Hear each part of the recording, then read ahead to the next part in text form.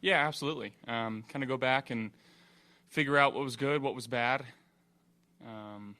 It's still going back and look at the film, and every year it just seems like I learn more, but there's still so much to learn, and that's the exciting part of going into these meetings and trying to break down my film and how I can be better for this football team. Had a lot of success in this offense, the offense in total last year. I think we're one of the first teams to have 30 passing, 30 rushing touchdowns. So a lot to build on, and we're trying to be that two-dimensional offense and, still continue to keep building on it. How long did you reflect on the Kansas City game? I mean, it's become, you've had to do it a few times. But this one in particular, because it was right there to take, how long did you reflect on it? Yeah, I mean, it'll still sit with me. A lot of shoulda, coulda, wouldas in that game, and that's why we play, is to be in those types of situations. And again, we're still fighting, still going to try to find a way to push through that, and whether it's them or whoever we got to play moving forward. But just use it as fuel and have a good OTAs and a good camp, and try to go into the season starting strong. What have you done this offseason, Josh? Can you kind of fill in the gaps of any working out, what you've done before coming back in here this week? Yeah, just trying to stay in shape. Making sure I'm hanging with the teammates still, and get a little bit of traveling in, but nothing too crazy. So it feels like it hasn't been that long since we were back in this building, but at the same time, it feels like it's been a long time being away from the guys and getting into our offense, and just excited to be back. I know you have a lot going on. How's the draft prep been? Have you been doing any draft prep for this season? A little less this year. I feel like last year we were here a week earlier, so I got to spend a lot of time with the scouts and really dive into some of the prospects that we liked, and it's been a little bit less this year. And who knows? In Bean we trust. Josh, how much has during the offseason has you learned about tendencies, teams and tendencies? Yeah, I mean, I think just in terms of what defenses are doing, especially when you're just lining up an empty and the different checks that they're calling, and some of the stuff that we've seen in drop back game. Making sure that we're putting in and implementing things that can combat that, and maybe get a tell early on, and just trying to be better pre-snap, I guess. Because I think post-snap we were pretty good last year, and being better pre-snap is only going to help us all that much more. Josh, in years past, you've been pretty open about identifying and maybe one specific area of your game that you wanted to work on in the offseason. I know last year you talked about rebuilding your mechanics. Has there been a specific area that you've honed in on this offseason and said, I want to get better in this area? Yeah, I think pre-snap is what we're looking at right now, and again, just trying to help me identify what I'm seeing. Better with my footwork in certain routes and certain combinations. Making sure that within the offense that I'm doing a good job of setting the protections the right way, knowing where my answers are if I'm not. But again, that's all stuff that we can control and I can control, and as I'm learning to do that better and relying on the quarterbacks in the room and Joe and RC, and again, just trying to go back and see what we were doing wrong last year and try to fix it and move forward. And when you talk about pre-snap, is that a lot of that film review? How do A you lot of it's film review. A lot of it's just sitting down and making sure that within our concepts that we're setting the protection the right way, so my eyes can start in the right spot. And if my eyes are starting in the right spot, am I taking 3? Am I taking a quick 5? Based on, again, what I'm seeing. If we like a shorter route, obviously it's going to be 3, but if that's not there, let's extend it to 5 and make sure that my base is in the right position to move on and get through the progression. Yes, as you start the OTA portion now, what is your message to guys that are here based on the history? Yeah, I mean, I think it's, one, showing up and making sure that, I'm here and letting the new guys see, what this culture is all about and how to vibe in this locker room, and making sure that we're hanging outside the facilities and starting to develop that team. There's going to be quite a few new faces, and I just saw that we got Trey White back, which is pretty cool. I'm off social media, so I didn't know that. I was walking in the locker room today, and I peeked him, and I went to equipment manager. I was like, "Is that Trey White over there?" Just making sure. But it's good to see some familiar faces back, and obviously good to add some new pieces and start figuring them out as people and making sure that we get on the same page. Josh, this certainly seems to be the movement to eliminate the push, which you used very effectively last year. Do you agree with that? And Yeah, I mean, I think at that point it is what it is. I don't know if I have a particular feeling about it. I know that we've utilized it.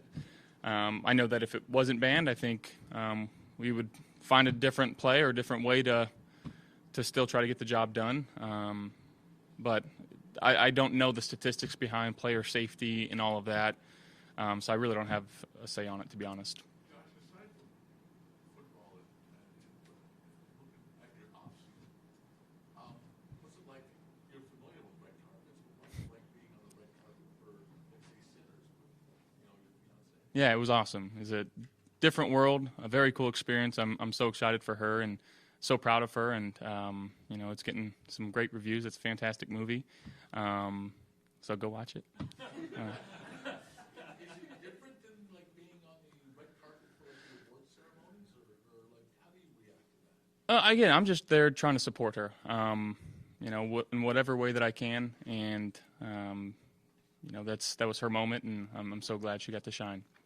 Josh, as a leader, how do you navigate maybe someone like James who's going through things with the contract's uncertainty and kind of juggle where do you feel comfortable in that type of a situation as a leader on this team? I think the guys in this locker room understand the business side of it. I'm not the GM, I'm not the head coach. I know I feel like I have to wear a few different hats among the locker room, but that's not one of them. I just try to make sure that I'm focusing on what I can control and making sure that the guys that are here are getting the work done. And I know James is working out and getting the work done there too. And hoping that it gets figured out. But it'll get figured out when it gets figured out. So, yeah, we understand the business side of it. Josh, what do you think about the prospects of playing with Joshua Palmer and what he brings? Yeah, very excited. Excited to get to throw with him here pretty soon. Very fluid in his routes. He creates a lot of separation. There's a lot of advanced stats that show that. But seems like a great guy. He's a Toronto kid too, so I know that he's got a big following here, pretty close, and for him to kind of be closer to family, I know that's always a plus. But so far, just being around him, he's got a great personality. He's going to fit in that receiver room just great. Josh, how do you build with Keon Coleman year 2? Yeah, continuing to get reps, making sure that we're getting on the same page. Small little body mechanic stuff. When he's ready for the ball, what can he do to signal that he's ready for the ball? Just talking over where on certain routes where he wants the ball. They call them 50-50 balls, but is that just throw it up? Is that back shoulder? Is that high? Is it low? And again, I think the more reps that you get at that, the better that you get. So, just trying to build those reps and get on the same page. Spoke on Joshua Palmer. It's not your side of the ball, but Joey Bosa, his addition. What do you anticipate he brings to the team? Well, a lot of juice. He's been one of the premier pass rushers in this league for a long time, and I'm very excited to have him up here. I made a few calls and tried to recruit him, and I don't have much success in those, but I had success in that one, so we'll take it. What is your approach to recruiting? Do you reach out to guys you hear the Bills are interested? Yeah, typically a text first, just so they know that it's me, and just not some random phone number. Huh? Do they believe you? Is it oh yeah, it's really Josh? I don't. I mean, at least I hope so. But yeah, it was cool. I mean, he's a great player. He's a great guy. I know he likes to golf, and he's getting into it. So, told him get on up here and we'll go golfing. Josh, you had a very up and down season for Curtis last year, but then at the end, it seems like you guys kind of found some chemistry. How do you build off of the end as opposed to kind of the bigger sample size? No, I credit Curtis last year. He battled through a lot of different things, just little tweaks here and there. But getting him going there late in the season, it's so big for us because we can utilize him in so many different positions, and whether it's Z, F, or the running back position, he can play outside too. He's got the long speed that really helps this offense, stretch a field. So getting him involved early and making sure that we're getting on the same page and just finding what he's best at so we can utilize that to the best of our abilities, I think that's going to help us as a whole. You have their entire starting offensive line coming back and every backup essentially coming back. You've been through changes. What can that do for the offense as a whole, and especially for you? Yeah, I think just in the familiarity, having the same O-line, having basically the same receiving and running back core, and tight ends for that reason. Yeah, we're returning a lot of guys. That helps when guys are fresh and understand, what Joe's trying to implement and what type of really mantra that everybody eats. And I think I have the hat on right now. That's not just a one-year thing. That's kind of what this offense is, and it's what it takes to be a good offense. And when you have guys that understand that and they know what to expect coming into it, and we can start to kind of hone in on the smaller details now, and that's the exciting part for us. How important was that to have established the everybody eats, mantra, and then, yeah, it was, and how much do you need that to be the identity, knowing that it does work? Yeah, I mean, I think again, it's not just talk. Like it was proven last year, and when guys know that there's success and there's light at the end of the tunnel, and hey, I may need to run a clear out route here to get Khalil open, but I know the next play that Khalil's got the clear out route for me, he's gonna bust his tail to do it. And when you got guys that just buy in, that's when your offense can be pretty dangerous. Josh, you said you didn't even know that Trey White was on the team, so social media is probably not high on your list of things to follow these days. Correct. But last year at this time, receiver, it's what everybody's talking about. You win the MVP, now everybody's saying it doesn't matter who Josh's receivers are. He's the guy, it's going to be fine. How have things changed in a year for you in terms of your confidence in using your tools and this concept that you can do with whatever the Bills give you, you're going to be able to make it work?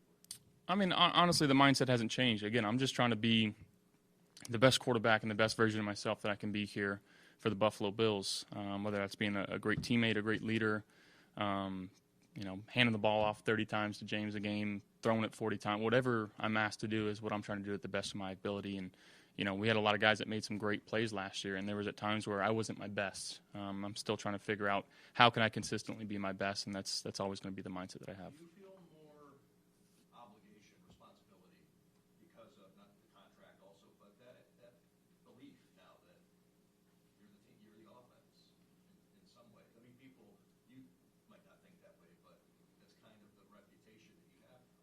Yeah, I mean, it takes 10 other guys on the field doing their job and their part too, and I'd put our 10 versus anybody else's 11 any day of the week. To piggyback off of what Tim's talking about, last year you had, the big theme a year ago was how does this offense work without Stephon Diggs? Oh no. How important was that you could separate yourself from having that so-called number one receiver and have this offense work? Again, I think it just a lot of credit to the other guys on the field with me, right? The offensive line, I think the last couple of years have played the whole group together. We've been very fortunate in that manner, and again, just buying into what Joe's doing and trusting the coaching and trusting, the everybody eats mindset, and again, just doing our part to try to win football games. That's all we're trying to do here. You were asked earlier about Keon. Sean and Brandon after the season were both sort of upfront about saying that maybe coming back from the injury wasn't quite the same player as before. I'm curious, as a leader on the team, knowing that you guys need to rely on him as a young player, have you had any conversations with him? Have you thrown with him this offseason? Or how do you go about trying to maximize his talent as best you can? Yeah, a couple conversations, and he knows that he wants to be better. He sent me a couple long texts of wanting to be better, and we're going to continue to work extremely hard and try to get on the same page. He's got so much ability. He's so athletic. He's already put on some weight, and he's gotten a little bit stronger. So I'm excited to see his progression, and he's still so young, right? Like I think he's 21 right now, right? Like he's still got a long ways to go in terms of learning the nuances of the wide receiver position, and having the guys in the room that we do. I think they can help him, and again, I'm so excited for his future because the ability that he has, it's off the charts. What happened the first 2 days under Will Greenberg been like for you guys? Obviously a new role for him and Barry Rubin for that matter. Yeah, no, Will's awesome. Actually sad to see Ciano go, and he's been here the entire time that I've been here. But Will, he's obviously got the youth on his side, and he's very hungry. He wants to do things the right way. He's so smart, He's very cerebral, and I think that the guys really can get behind him and really trust what he's saying because he's put so much work into his craft, and guys respect that. Josh, how has your relationship with RC grown since he got here and just having more time on task with him? Yeah, RC's awesome. He's the man. He just, again, another guy that on the staff that works extremely hard, cares about his craft, and coaches kind of have to sometimes toe the line of being one of the guys and being the coach. And I think he does such a great job of that and making sure that we're staying on task in that quarterback room. When you feel like you've been in the same system for 8 years, things can kind of become mundane and it's just the same things over and over and over again. But he keeps it fresh, he keeps it light, making sure that we're seeing and looking at new things, new trends around the league, what offenses are doing. And he's been awesome for us in this quarterback room. You talked about how you've evolved as a leader over time. During this phase of the season or off-season, whatever we're calling it, is this more of a time to just be one of the guys, or is this more of a time to kind of establish yourself as a leader? I mean, I think for the new guys to see me and how hard I work and, again, just the continual effort to get better and be better. And I think it's important for them to see that. But, again, I'm just trying to be myself. I'm just trying to be as authentic as possible. And, I'm not going to change who I am at this point. Hey, Josh, a lot of quarterbacks at the combine mentioned you as an inspiration for the journey you took to the NFL. How gratifying is it to hear that you're being a role model for them? That's pretty cool. I remember being in that spot, and to know where we're at now, it's pretty crazy. It's still surreal to me, and still get to play the game that I love and do it for a living, and it's the only thing I've ever wanted to do. So if I can be an inspiration, that's pretty cool. Josh, what do you remember about draft day 2018, that whole day before the Bills picked you? What are your remembrances or takeaways from the lead up to that? Yeah, just the unknown of what's going to happen. Is it going to be 1? Is it going to be 10? Is it going to be 32? Is it going to be past that? You go into it with an idea and a hope, but you honestly don't know what's going to happen. I think the uncertainty of it, and it's crazy to look back at it now. Josh, everybody's talking about you nonstop for 3-4 months up to that day. What did everybody miss? Bills didn't miss anything, so. Josh, you mentioned you're working on more of the mental side of the game. It's awesome. How much has the physical side changed for you? Like, you take a little more time off now than maybe you would have first couple of weeks? Yeah, I mean, it's the best I've felt physically after a season. Really didn't have any ailments. I didn't take too many hits this last year. I was the least sacked quarterback in the league, and that's thanks to the type of scheme that we're running and how well our offensive line played. So the body felt good. Yeah, I mean, I took some time off to let my body rest a little bit, but not as much as I need in the last few years. He's not being on social media as much, like an intentional choice you're doing differently, and why? It's an intentional choice. Yeah, I think that, I deleted it maybe 3 or 4 months ago, and, leading up into the end of the season there, didn't have it, and it's good to not see things. And now it is the tough part of, I didn't know that Trey White was back on our team, and you miss some things that happen around the world, but there's also this kind of like ignorance is bliss type of mindset of like, when I look at my phone, I'm not just sitting there scrolling and scrolling. It's sometimes I'm playing chess. Most of the time I'm playing chess on my phone. I'm still really bad at it, but I'm getting better. But yeah, just being more intentional with my time and where my focus is at. What do you think of all the NIL money that's being tossed around with these college players, and in particular the quarterback position in college? Yeah, I mean, I don't hate that people are getting paid for what they're doing. I know that, NCAA made a lot of money for a long time off the backs of players, and so I'm not mad at it. I do think there should be some tweaks, and I feel like it's a free for all right now. But again, I couldn't tell you enough. I don't know enough about it to have an actual opinion. But I know it's pretty crazy, and there's been a lot of guys that have transferred out of Wyoming, which I feel like the non-Power Fives are kind of junior colleges now, where these big schools are just coming and poaching everybody. So it's a different world now. I'm glad I kind of missed that. With this new contract, 2 more after NIL. That's very true. I probably could. I probably could. He's already spending Yeah, you want to help with me? Yeah. One last thing about the everybody eats. Shakir had the most catches and yards last year. You don't know what Keon's going to do or he's going to do.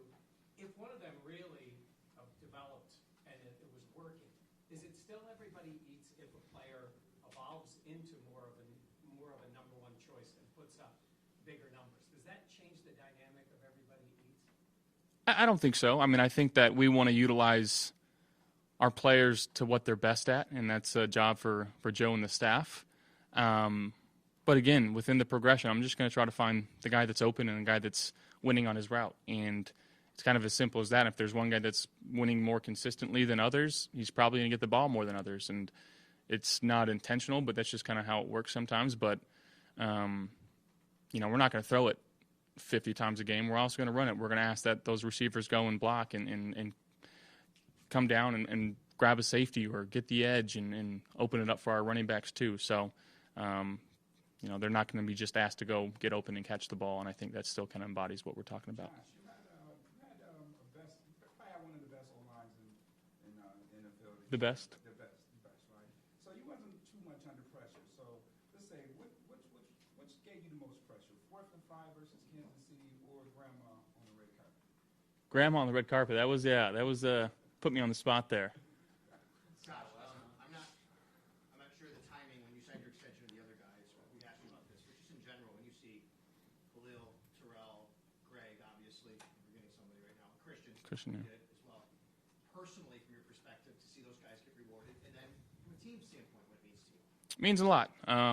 Homegrown talent, and of all those guys that you mentioned, they're here in the building right now still trying to get better and working with the team. So it speaks a lot about the volume of the character of those guys and, the type of guys that we're bringing in this locker room. And that's a credit to the guys upstairs. Thank you, guys.